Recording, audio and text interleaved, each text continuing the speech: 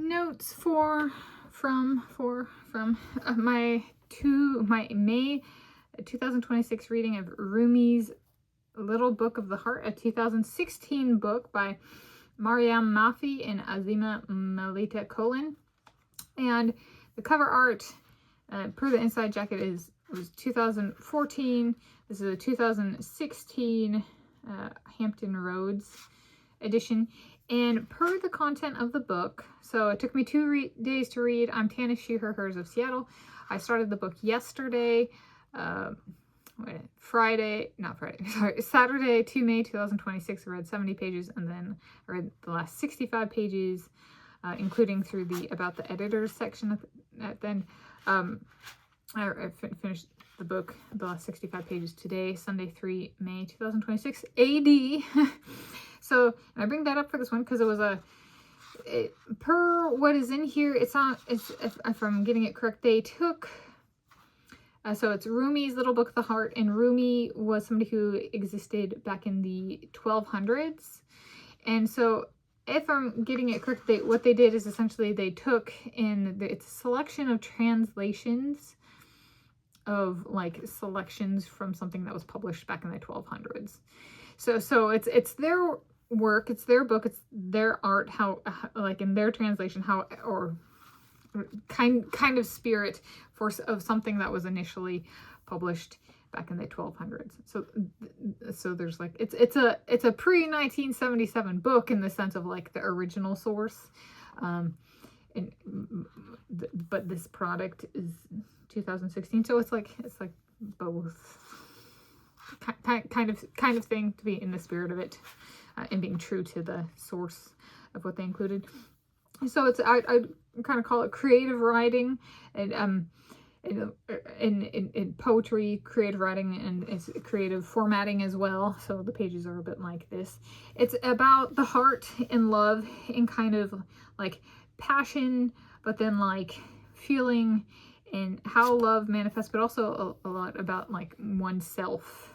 And so I thought it's a good book in terms of covering love and the heart and the role of the heart, and how like kind of what one might assign to the heart, such as passion, or that kind of thing, or like there was a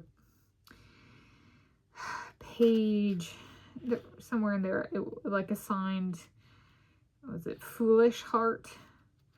So like it kind of like you can think of as the human body has 2 brains, kind of, and yeah, here we go, page 105. Quote, "Tell me, foolish heart, what can I do with you?" Unquote.